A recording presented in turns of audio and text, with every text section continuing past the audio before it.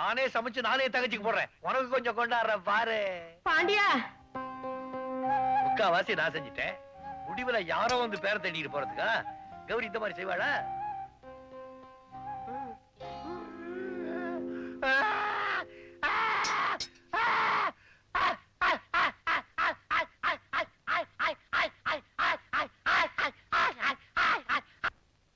பாட்டி பாட்டி, எனக்கு பசிக்குது, சாப்பாடு போடு. ஆமா, அண்ணன் எங்க?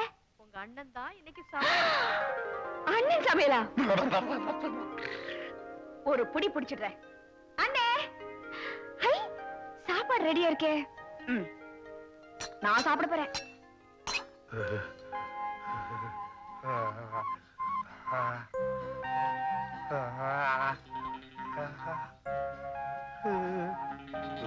ஆஹா,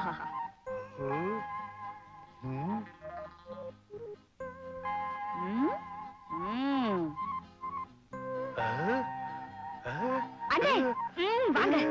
எப்படி பிரமாதமா சமைச்சிருக்கீங்க. என்ன, நீங்களே சாப்பிட்டு பாருங்க.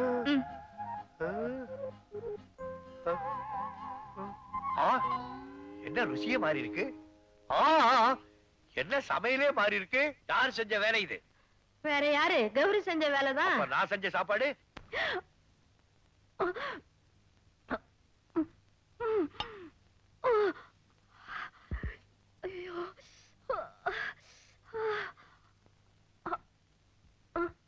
ரொம்ப காரமா? இல்லையே. அப்படியா? அப்புறம் ஏன் கண்ணு காவேரியா ஓடுது? அதெல்லாம் ஒண்ணும் இல்ல. இவ்வளவு அருமையா சமைக்கிறவர புருஷனை அடைய இன்னும் நேரம் வரலையே நினைச்சு விடுற ஆனந்த கண்ணீரு. அப்போ என் அண்ணன் சமையல ருசிச்சு சாப்பிடுறேன்னு சொல்றீங்க. சாப்பிடுங்க, எனக்கும் கொஞ்சம் கொடுங்களேன். ஐயோ வேண்டாமா. ஏன் என் கண்ணிலையும் காவேரியா ஓடன்னு பயப்படுறீங்களா? அது விடுங்க. ஐயோ ஐயோ ஐயோ ஐயோ, முதல்ல சாப்பாடு தூக்கி போடுங்க, நாக்கு வெந்துடும். உங்க அண்ணன் கையால தாலி கட்டிக்கிற பாக்கியம் தான் எனக்கு கிடைக்கல. அது கையால சமைச்சத சாப்பிடுற பாக்கியமா அது கிடைச்சிருக்கேன்னு நான் சந்தோஷப்பட்டுக்கிட்டு இருக்கேன். இத போய் ஏண்டி அப்படி பாக்குற? என் அண்ணன் மேல இவ்வளவு பைத்தியமா இருப்பீங்கன்னு நான் எதிர்பார்க்கவே இல்லை. மீனா, நான் தெரியாம கேக்குறேன். உங்க நிழல கண்டாலே எரிஞ்சு விழுகிறேங்க அண்ணன். இனிமேல உங்களை கட்டிக்குவார்னு நம்புறீங்களா? உங்க அண்ணன் என்ன கைப்பிடிச்சாலும் சரி, கைவிட்டாலும் சரி, எனக்கு புருஷன் அதுதான். ஏன்னா அது கூட குடும்பம் நடத்தி பேரம் பேத்திங்க கூட எடுத்தாச்சுடி. மனசால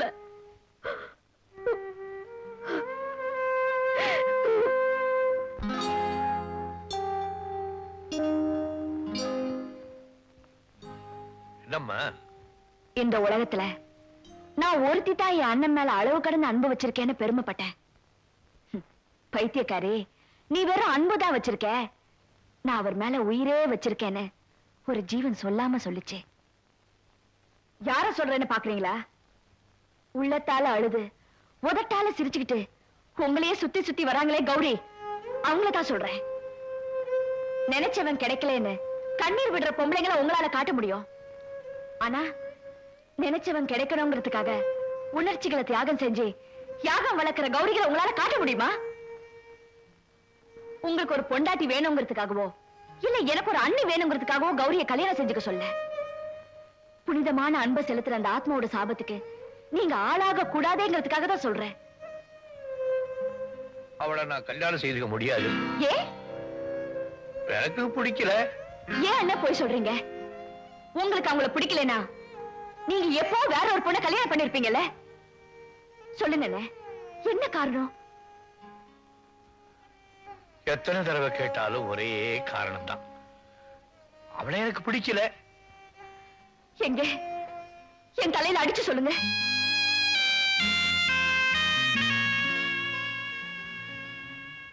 நடந்ததை எல்லாம் மறந்துட்டு நான் சந்தோஷமா இருக்கேன்.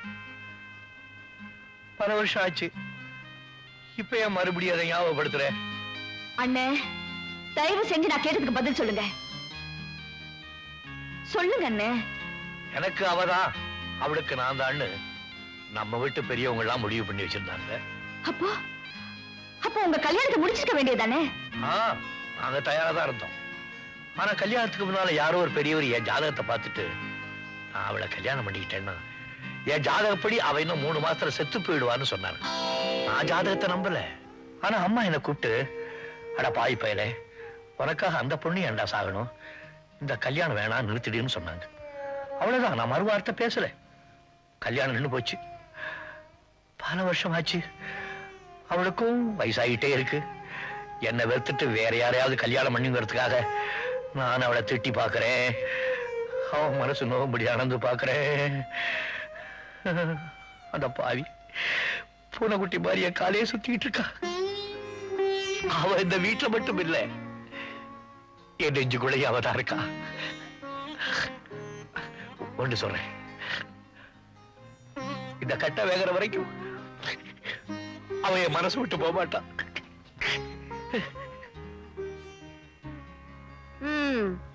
உன் புருஷன் நிலத்துல நெல்லு விளையுதோ இல்லையோ, வருஷா வருஷம் இது மட்டும் விளையுது. அரசாங்கம் உற்பத்தி பண்ண சொன்னது இத இல்ல அத. சிரிக்காத, நான் சிரிக்கிறதுக்காக சொல்லல, சிந்திக்கிறதுக்காக சொல்றேன். போப்பா, இந்த வாங்க.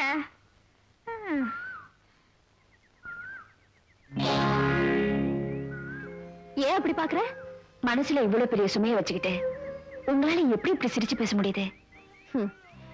இந்த மண்ணுல பிறந்த ஒவ்வொரு பொண்ணும் மனசுல ஏதாவது ஒரு சுமையை சுமந்துட்டு தாண்டி இருக்கா.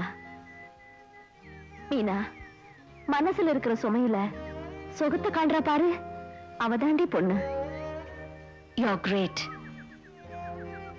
இத பாருடிமா, என்ன மாதிரி யாருகிட்ட மனசை பறி கொடுத்துட்டு அப்புறம் அவஸ்தைப்படாத. நான் யாருகிட்டயும் மனசெல்லாம் கொடுத்து மாட்டிக்க மாட்டேன். இப்படி அழுத்தி சொல்றதா முதல்ல போய் மாட்டிக்குவா. பாப்போமா? பாப்போம்.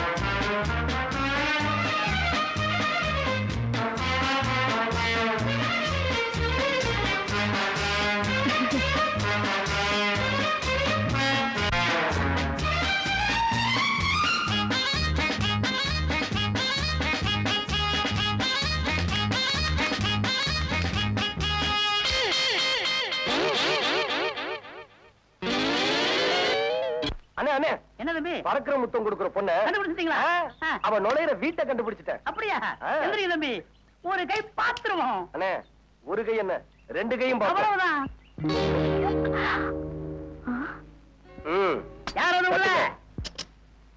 யாரு நீங்களா? யாருன்னு தெரியுதுல்ல? தெரியுதுங்க. என்ன ஊரு பெரிய பொண்ணையோட ஒரே புள்ள, அவரை பத்தி தெரிஞ்சுக்காம இருக்க முடியுமா என்ன? நின்னுகிட்டே பேசுறீங்களா? உட்காருங்க. பரவாயில்ல பரவாயில்ல, உங்க பொண்ணை கூப்பிடுங்க. தம்பி உங்க பொண்ணு கிட்ட பேசணுமா? ஏன் பொண்ணுகிட்டீங்க? வாங்கிட்டவா? நாங்க என்ன அவ்வளவு கேவலமா போயிட்டோம்? பொண்ணை கூப்பிடுமா? சரி உட்காருங்க.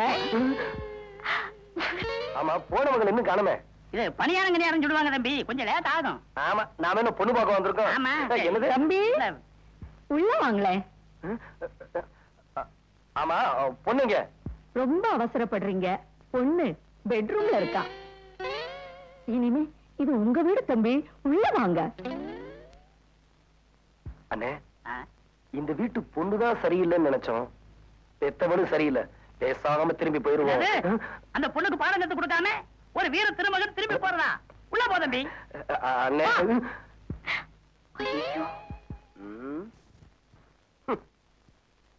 பாப்பா, பறக்கிற முத்தம் கொடுக்கிற பாப்பா, கொஞ்சம் வெளியே வா.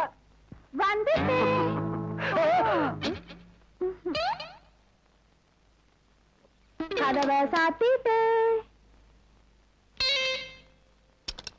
பாப்பா போட்டுட்டு. ஆமா, நீங்க யாரு?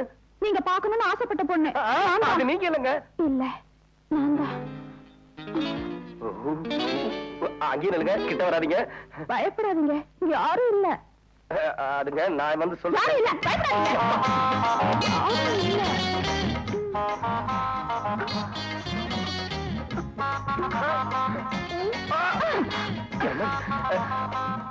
ஐயோ,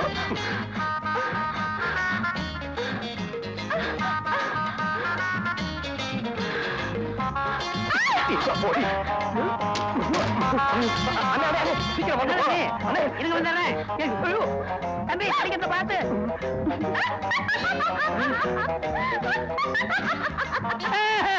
இது பாப்பா இல்ல, பீப்பா. தம்பி, எந்திரிக்க. ஓடிடும்.